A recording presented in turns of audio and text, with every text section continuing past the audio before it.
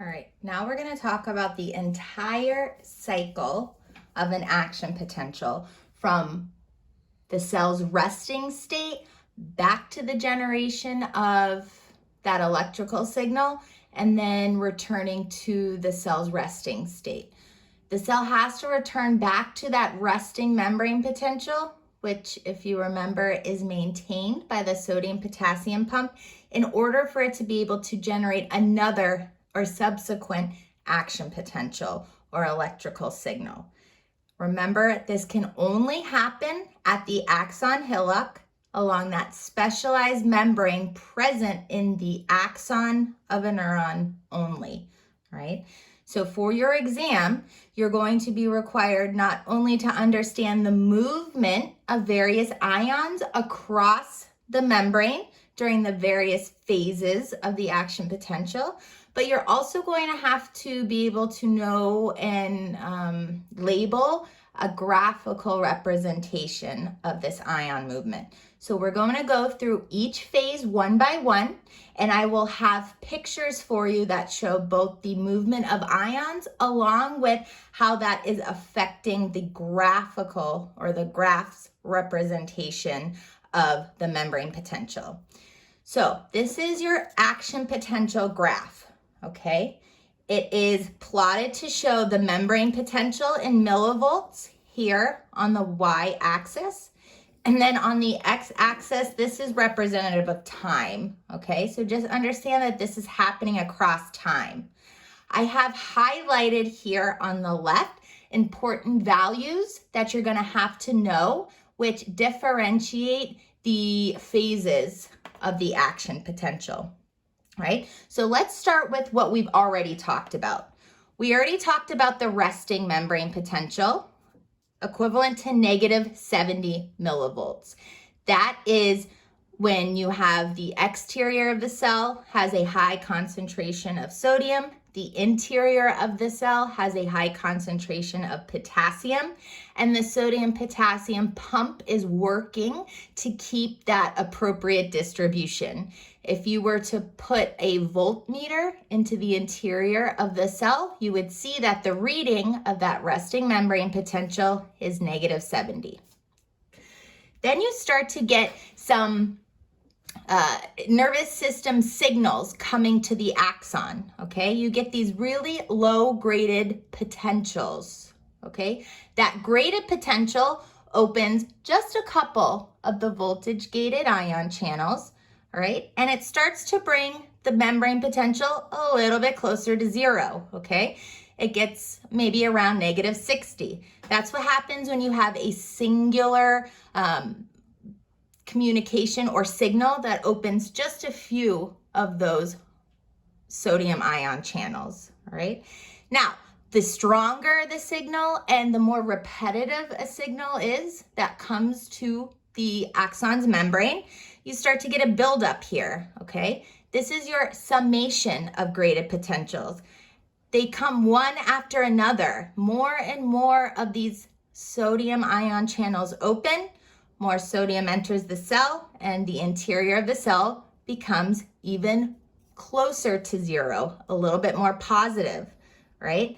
As we build on these values of the graded potentials, they keep coming, more and more positively charged ions enter into the cell. You hit that threshold value.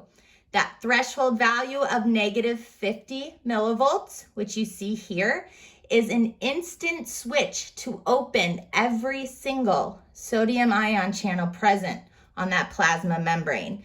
You get a huge flood of positively charged sodium ions into the cell, bringing that membrane potential all the way up here to +30, okay? This process here is called depolarization, and that can only occur when the threshold potential meets that -50 millivolts and all voltage gated sodium ion channels open, all right? It plateaus here around +30 millivolts. It cannot become any more positive because you've already had the movement of all possible sodium ions into the cell. It's about as positive as the interior of the cell can get, all all right? Once you hit this plateau of your action potential, all the sodium ion channels close and the potassium ion channels open. Now you're gonna have a flood of positively charged potassium ions rushing out of the cell, and that's going to start to drop your membrane potential back down into the negative values, okay? This is because you are now losing positively charged potassium ions from the interior of the cell. This is called repolarization. This is when you have a drop from that positive 30 all the way down. Not only does it drop back to the resting, it actually exceeds. It goes all the way down to negative 80 because you have so many potassium ions that are positively charged leaving the cell, okay? So many that it drops it to around negative 80 millivolts. This phase here is your repolarization. That's when the sodium potassium pump kicks in. It starts to redistribute ions. All of the voltage gated ion channels are now closed. No more sodium can freely flow, no more potassium can freely flow, and you have a return of the membrane potential back to its resting state. This phase here, labeled F, is called hyperpolarization, and that brings you back to G, your resting membrane potential, okay? So, review one more time. Here, we have A, resting membrane potential. Then we have an increase in membrane potential. This is called your graded potential. If you have enough graded potentials, called the summation of graded potentials, here, C, that will bring you to D, threshold, which is equal to negative 50 millivolts. You have a rush of sodium ions in, called depolarization, bringing you to the peak of your action potential, E, positive 30 millivolts. All of the sodium ion channels close, potassium ion channels open, you lose all of that positive charge. It drops all the way down to negative 80. This is called repolarization. F, hyperpolarization, is that sodium potassium pump bringing the resting membrane potential from negative 80 back to negative 70 millivolts. So now you're back to the beginning, resting membrane potential. So we're going to go through each phase of this graph one by one. And again, you're going to have something that looks just like this on your exam, and you're going to have to be able to label. If I were to point to this line here, you'd have to tell me, oh, that's depolarization.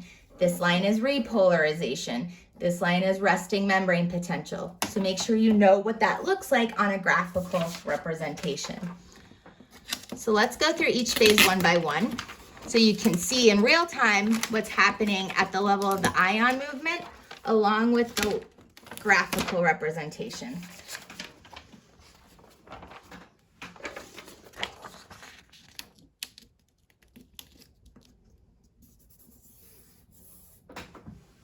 Okay, so here are the phases of an action potential.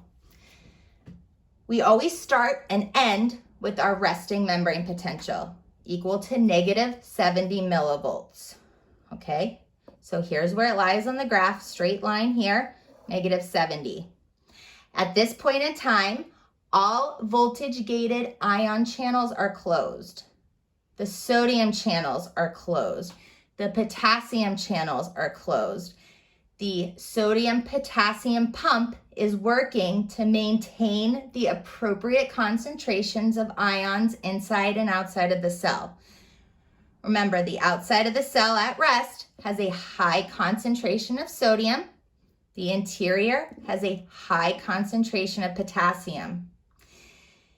The membrane potential at this point in time inside of the cell is negative 70 millivolts. And this is a collection of charges along the membrane inside of the axon, as opposed to a net positive charge outside of the cell in the extracellular environment. This is that first phase, okay? So we can see the graph, we can see the normal distribution of ion concentrations, along with the variety of ion channels and pumps that are present inside of the plasma membrane.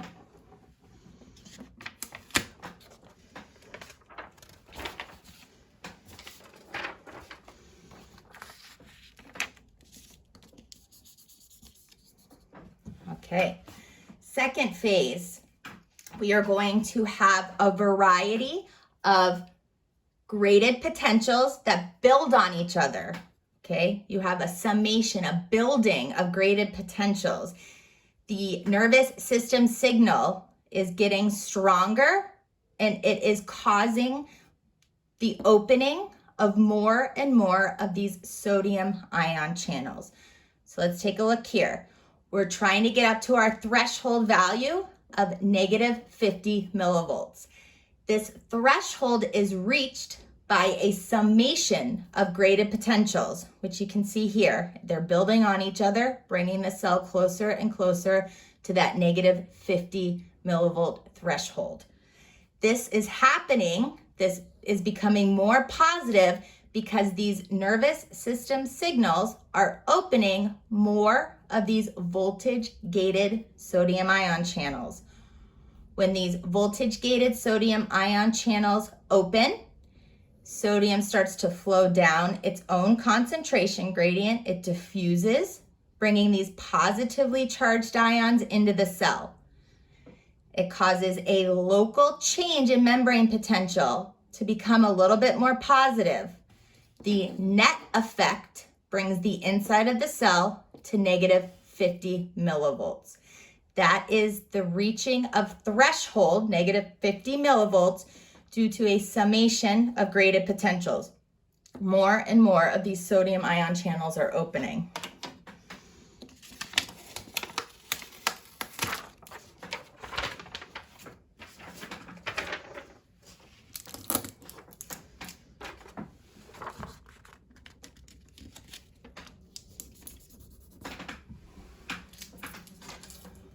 Once that threshold value is reached, the entire axon depolarizes.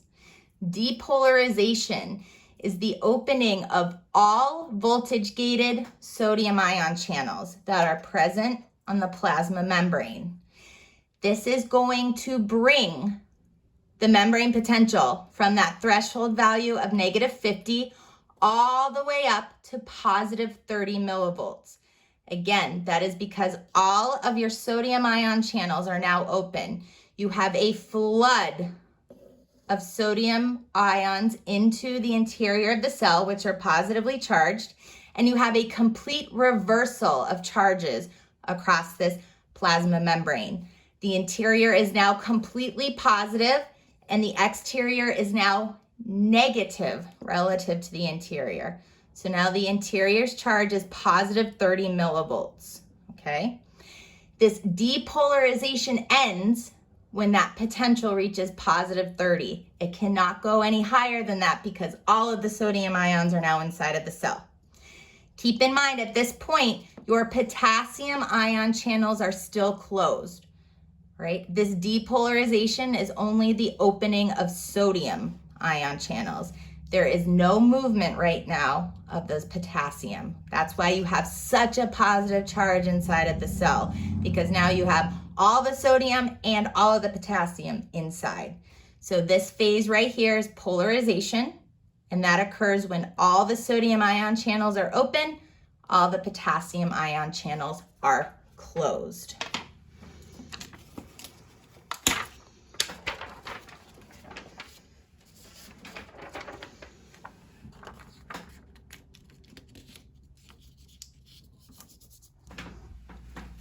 That brings us to our next phase of the action potential, repolarization. Once that value gets up to positive 30 and all of the sodium has moved, it's a switch. It instantly shuts every sodium ion channel closed and opens every single potassium ion channel. Once all of these potassium ion channels are opened, you have a flood of potassium that starts to move along its concentration gradient out of the cell. Normally it's a higher concentration on the interior, but it wants to move to an area of low concentration. So these ions start to flood out of the cell, and the interior is now losing positively charged ions. The loss of positively charged ions drops the membrane potential back down. This is repolarization. Now, you're going to notice that the inside of the cell is going to be negative 80 millivolts during this phase. Repolarization brings the charge from positive 30 millivolts all the way down to negative 80 millivolts. The reason it goes past that resting membrane potential of negative 70 is because these potassium ion channels take a little bit longer to close. They're slower to close compared to that instant shutting of every single sodium ion channel. So since this takes a little bit longer, you end up having a greater loss of positive charges from the movement of all of these potassium ions out. So repolarization, all the sodium ion channels are closed, all the potassium channels are open, potassium flows out. You have a drop in membrane potential from positive 30 all the way down to negative 80. That is repolarization.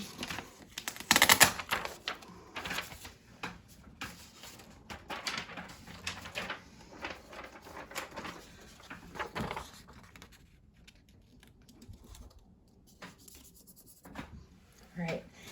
Now, the final phase of the action potential is bringing the cell back to its resting state. This is called hyperpolarization. This is the movement of the membrane potential from negative 80 back to its resting state of negative 70 millivolts. At this phase of the action potential, all of the sodium ion channels are still closed. You have the closing of all potassium ion channels, okay? So there's no more movement, passive movement of ions along their concentration gradient.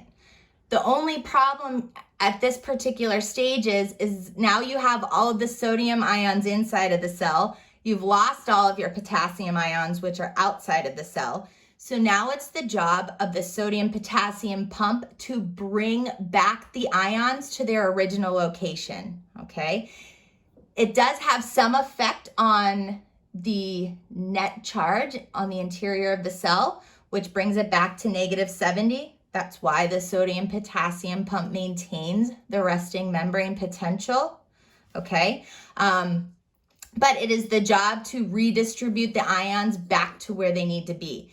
If you didn't have the redistribution of ions, there'd be no way to generate another action potential. Because remember, the action potential comes from the movement of sodium ions into the cell. So if there's no sodium ions present to move into the cell, then there's no way you can generate an electrical signal. So during hyperpolarization, all of your ion channels are closed. You have the movement of membrane potential from negative 80 millivolts back to negative 70 millivolts, and that's because of the action of the sodium-potassium pump. Remember, this is an active process. It requires energy because you are moving these particular substances against their concentration gradients, all right? So in exchange for all three sodium ions that are pumped out of the cell, the sodium-potassium pump is going to bring 2 potassium ions back into the cell, okay? So remember those numbers. 3 sodiums are pumped out of the cell, 2 potassiums are brought into the cell, okay? That is going to reestablish the proper ion concentrations across the plasma membrane and bring that membrane potential back to negative 70, which you can see right here. And then the cell is able to start all over again with another electrical stimulation, okay? Now, during this time of hyperpolarization, where the sodium-potassium pump is redistributing ions, there can be no additional nervous system signals or electrical signals generated at this time, okay? It's kind of a stop measure for any further communication. If this was allowed to continue and generate more and more action potentials, you would have a total chaos and just an irregularity in the communication, right? So this is kind of a pause for everything to get back to normal. So make sure that you understand all of the phases we talked about in this action potential graph: resting membrane potential, summation of graded potential, threshold, depolarization, repolarization, hyperpolarization, and know what's happening at the level of ion movement across the membrane at each of these phases.